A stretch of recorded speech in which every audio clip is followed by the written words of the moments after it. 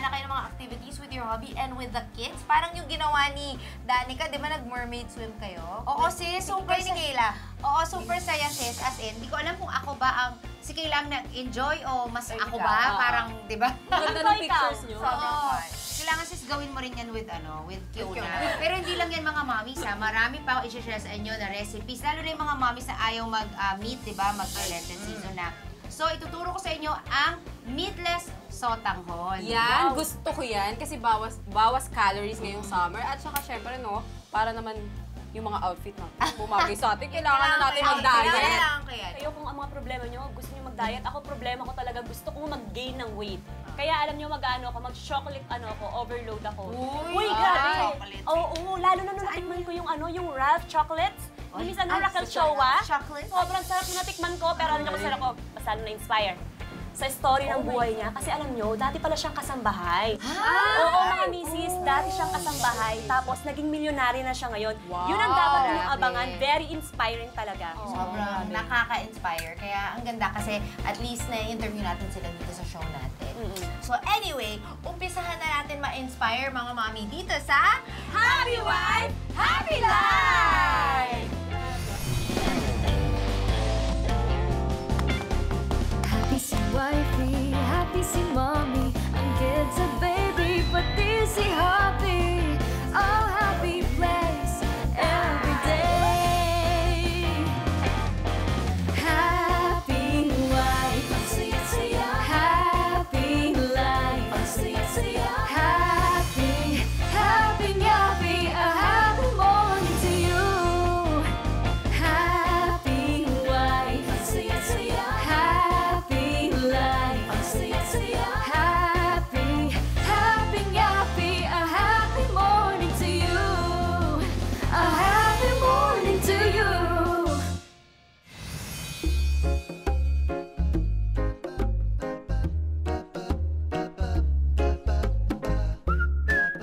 Summer na at bakasyon na ng mga bata. Oras na para makipag-bonding tayo mga magulang sa ating mga kids. Nandito tayo ngayon sa Plantation Bay kung saan napakarami activities na magagawa natin kasama ang ating mga anak.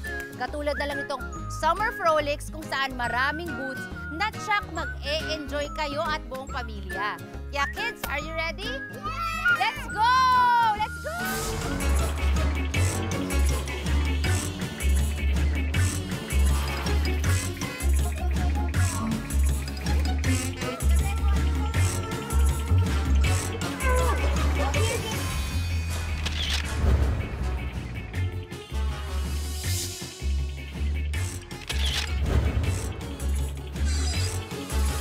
Bella, like that.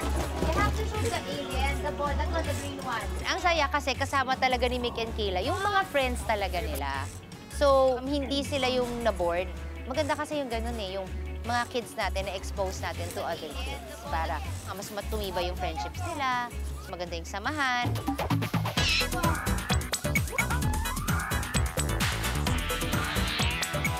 Our next game is Crater Crunch. So you have to hit those cups. Let's use the winner. O, Bella goes first. O, Bella, ikaw muna. Wow! Tuwang-tuwa naman yung mga kids kasi tinry nilang ganyan. Minsan natatamaan, minsan hindi.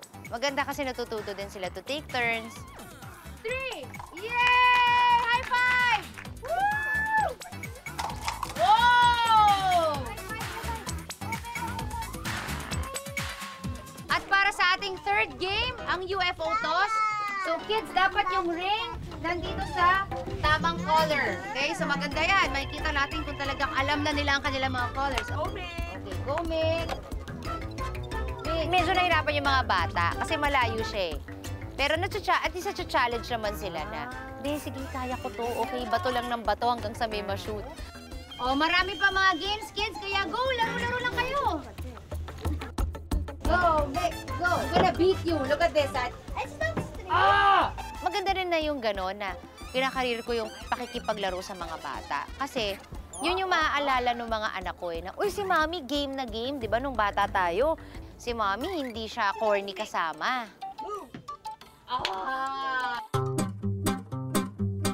Bukod sa Summer Frolics, meron pang isang kakaibang bonding activity na pwede natin gawin dito sa Plantation Bay. Ito ang Mermaid Swim.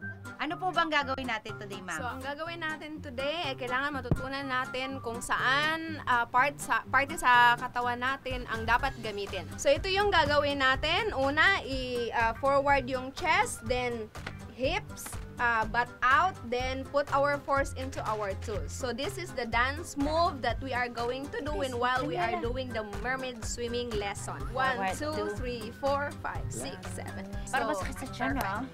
This is good for your abs and for your lower back. Maganda yan. Para sa akin yan, para lubit yung tiyan ko. O sige, let's go, let's go, let's go! Excited na ako kasi pinangarap ko talagang maging mermaid.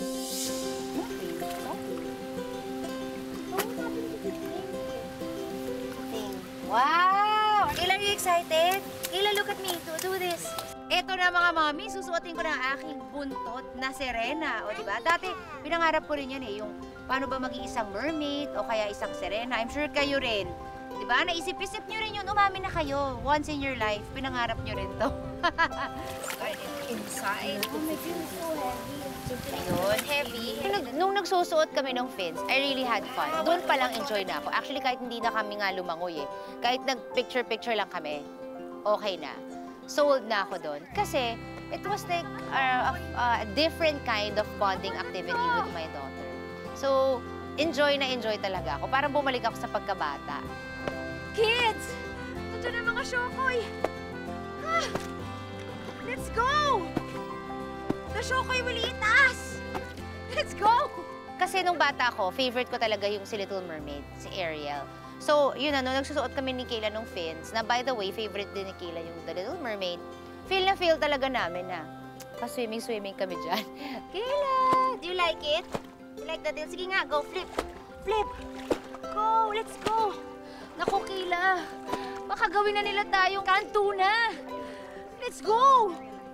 Kunin na nila tayo, Kayla. Gusto mo ba maging kanto na? Ha? Gusto mo bang kakainin ka nila? Iihaw ka na nila?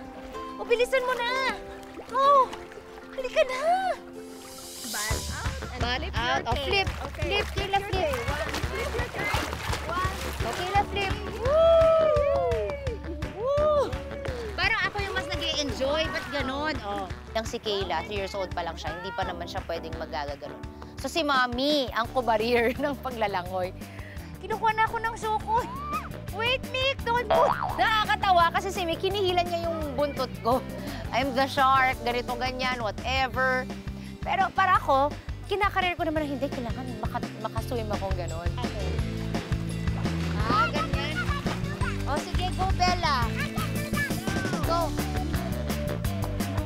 Wow! Let's see nga, kaya ni Tita Danica. 1, 2, 3, go! Wow! She's great!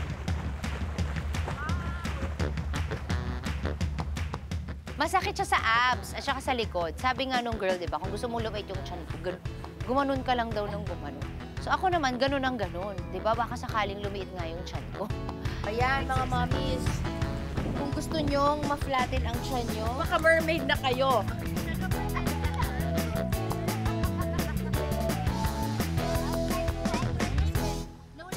Ang sarap sa puso na makikita mo yung mga anak mo na enjoy sila. I think kahit sinong magulang pag nakita nila na nag-light up na yung mata ng mga anak nila, talagang wow, bawing-bawi naman lahat ng pagod mo.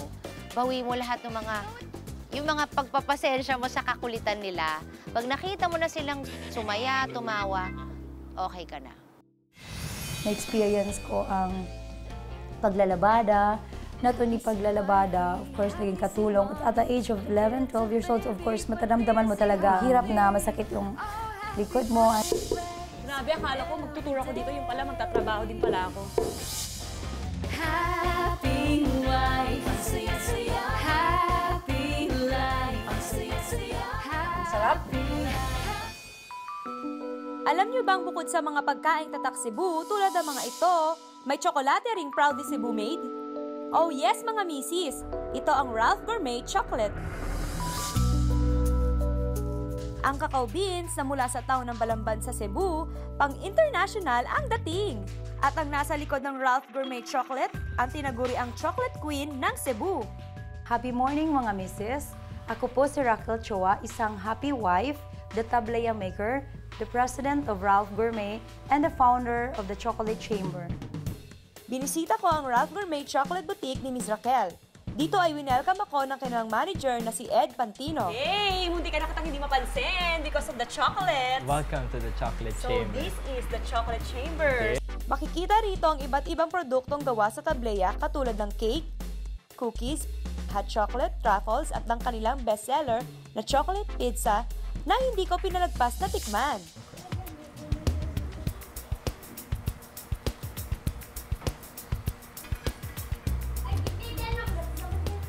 Sarap niya. This is my first time to try I think this is the chocolate only pizza. chocolate pizza in the country. It's a result of innovation na we want to showcase din, ipapakilala natin yung savory side ng tsokolate. So it's not just a sweet side, but the savory side of tsokolate. Maging ang kanilang chocolate house turned into chocolate factory ay nagawa ko ring puntahan.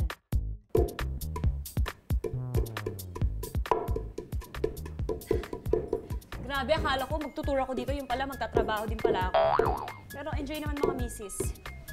Saan kaya si Sir Ed? Oh, tapos na? Ay, sir, tapos na po. Okay na po ba yung ganyan durog? Hindi pa, malayo pa. Ay, malayo pa pala. Sige po. Dito ay nakita ko ang transformation ng cacao bean sa isang tableya. At mula sa tableya ay nabuo ang iba't ibang produkto katulad ng tsokolate de batirol, Ayan, parang tapos na. Tikman ko naman, Sure, sir. please. Ayan. Here. Oh, yes. Tapos, Konti lang po, ha. Ayan. I guess. Uy. okay. Teka. Grabe, ang sarap. Kaya pala, dinadayo talaga ng maraming Thank tao. you. Sarap yun. At ngayon naman po mga misis, titikman ko ang kanilang hand-rolled truffle. Ang sarap. Ngunit alam nyo ba na kung gaano kasarap ngayon ang mga tsokolateng likha ng Ralph Gourmet ay hindi naman naging matamis ang simula ng buhay ni Ms. Raquel? Na-experience ko ang paglalabada, not only paglalabada, of course, naging katulong. At the age of 11, 12 years old, of course, mataramdaman mo talaga ang hirap na masakit yung likod mo. And then, pag hindi ka maglabada, wala kang makakain. And then, to the point na I experience na talagang naging basurira ako. I experience na yung nadaanan ko rin yung pagbibinta ng kandila, ng sampagita. And then, while naglalabada ako, nagluluto ako din ng mga lugaw, arroz caldo. So I can work while naglabada. Nandyan yun sa tabi ko yung lugaw, yung sago at gulaman, mga ganon. Sa murang edad ay namulat na siya sa hirap ng buhay, lalo na sa buhay syudad, kaya naman pinilit niya makabalik ng Cebu. Padadal kasi ako so palagi kong sinabi sa mga boss ko, mga kapitbahay mo, alam mo, gusto ko na makabalik ng Cebu, yun lang ang dasal ko. And then sabi niya, oh really? So hanggang sa bumalik ng nanay ko, wala pa rin pamasahe kasi free lang yata yung nasakyan. Hindi ko matanan anong sinasakyan niya, basta free lang. So talagang kailangan magtiipon kami. And alam mo, dahil narinig ng buong parang mga neighbor namin doon na yun ang wish ko. Parang nag-ano sila ng pera, nag-share sila para makabalik talaga kami. And I never forget that moment talaga. So, there's really God.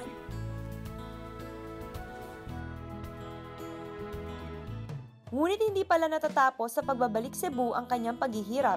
Dahil bilang panganay, kinailangan niya magtrabaho pa rin para sa pamilya. I found out kasi marami pa silang previous na mga utang na kailangan bayaran. So parang nahihiya pa rin sila. I understand na nahihiya pa sila. So hindi pa nila kaya na maglabas. Pinasok niya ang iba't ibang uri ng trabaho at nang mapasok siya sa kumpanya ng kaibigan ng ama, dito niya nakilala ang kanyang asawa na si Alfred. Nagsimula nilang buuin ang Ralph Gourmet kasabay din ang pagbuo ng kanilang sariling pamilya.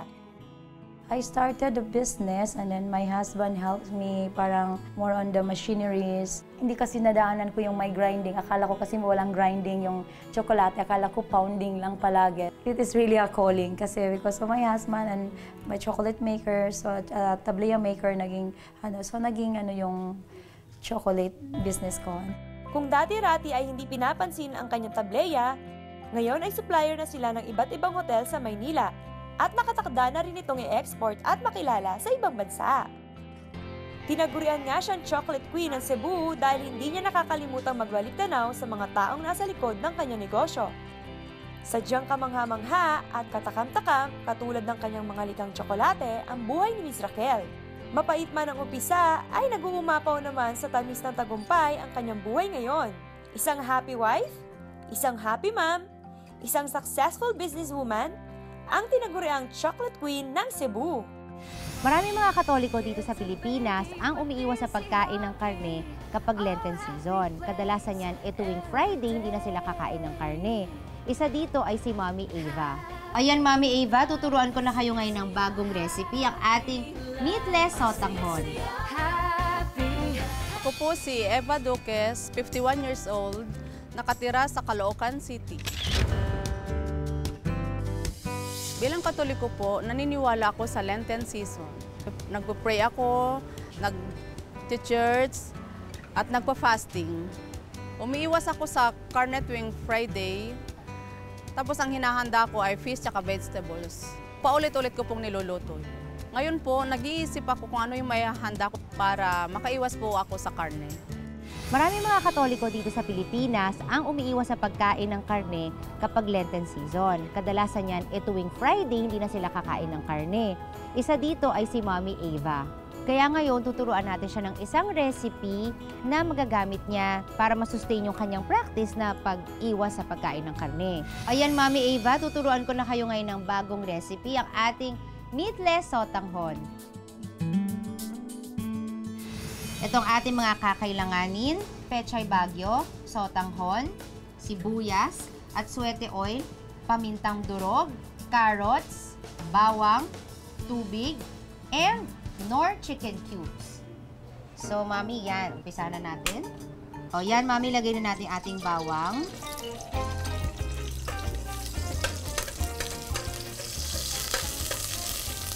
Siyempre, yung ating sibuyas. Yan. So, nagisa na natin yung ating bawang sibuyas. So, Mami, pakiabot ng ating water. So, lalagay na natin yung tubig. At ito na, syempre lalagay natin ang mas magpapasarap ng ating sabaw. Ang Knorr Chicken Cube upang mas lalo pang mapasarap ang ating lutuin. So, tunawin lang natin yan, Mami, no? Para talagang lumasa yung sabaw. Ito po ba talaga yung sekreto po sa masarap na recipe to? Yung sa Knorr Chicken Cubes? Yes, yan talaga, Mami. Kasi syempre, yung lasa talaga nung buto-buto ng manok, even yung chicken meat, nandiyan dyan na lahat. So, pansin nyo, hindi na rin ako naglagay ng salt kasi nandiyan na lahat ng lasa niya, tsaka maalat na rin siya. So, kompleto na. So, ayan. So, papasimmer lang natin siya ng konti and then ready na tayo ilagay yung ating mga gulay. Alam nyo mga mommies, no, maganda rin to, hindi lang kapag Lenten season, kapag gusto nyo umiwas sa karne. Very healthy kasi meron tayong mga gulay and of course, yung sabaw niya nakakabusog. Tsaka yung sotanghon, very light lang yan. So yung mga ayaw masyadong tumaba, pwedeng-pwede yan. Ayan, Mami, kumukulo na. Pwede na natin ilagay yung ating mga gulay. Ay, unahin muna natin yung carrots. Kasi syempre mas matigas to. Tapos syempre yung paminta, konti lang. Yan. And yung ating pechay. So, haluin lang natin yan. Okay, ang ginawa ko sa ating sotanghon noodles, binabad ko na siya sa mainit na tubig. Pwede rin naman sa regular water, basta ibabad nyo siya ng 5 to 10 minutes hanggang sa malambot na siya. At ilalagay na natin yung ating atsuete oil. Go, Mami. Konti lang para kumulay ng maganda yung ating sotanghon. Yan. So, first time nyo pala. First time ko pa lang na makapagluto ng ganitong recipe. Magugulat kayo kasi nga, like sabi nga natin kanina, malasa talaga yan. Ayan, Mami! Ready na yung ating sabaw. Yay! Pwede natin ito ibuhos sa ating sotanghon. So, lagay na natin yan. Tapos, isuserve mo siya pag kakainin na nila.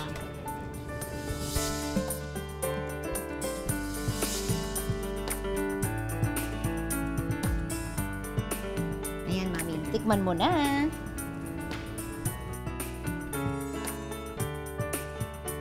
Lasang-lasa yung kanyang Knorr chicken cubes. Kahit na meatless siya, napakasarap pa rin.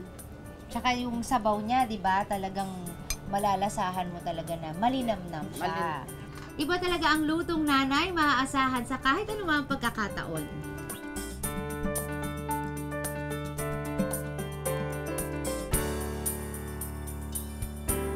Ito po, Mami, bigay ng Knorr sa inyo. Sana magamit nyo yan sa inyong pagluluto. Thank you po. Yan. Thank you again, Mami. At hanggang sa muli mga mommies, marami pa akong ituturo sa inyong mga recipes. Remember, be adventurous and creative this summer. Dapat fun ang pegs. Yes, at dapat din meron kayong vanity day, magpasalon, spa, pedicure, manicure. Kaya naman mga misis, dapat i-share nyo sa amin ang inyong mga summer activities, lalo na yung mga misis na nasa abroad. Kita-kits tayo sa Facebook, Twitter, at Instagram. Hanggang sa Lunes mga misis, mas masaya talaga ang morning pag tayo magkakabonding. Remember, ito ang inyong official summer headquarters dahil we are Happy Wife, Happy Life! Ang aerial silk is a combination of all kinds of workout. Kasi nagbo-body weights ka, balance, yung flexibility mo, you do gymnastics also. Pero lahat sa tela and lahat on air. Ang ganda palang gawin yung aerial seal. Pag nagawa mo yung tama, parang very fulfilling siya. Kay Lovely, syempre hindi naman ako na nagugulat dyan kasi syempre nakasama ko rin yan sa show before. Alam ko na kaya niyang gawin talaga yung mga ganyan, aerial seal, pagsayaw. So, masalo akong humanga sa kanya kasi alam mo talaga hindi siya tumitigil. Oh!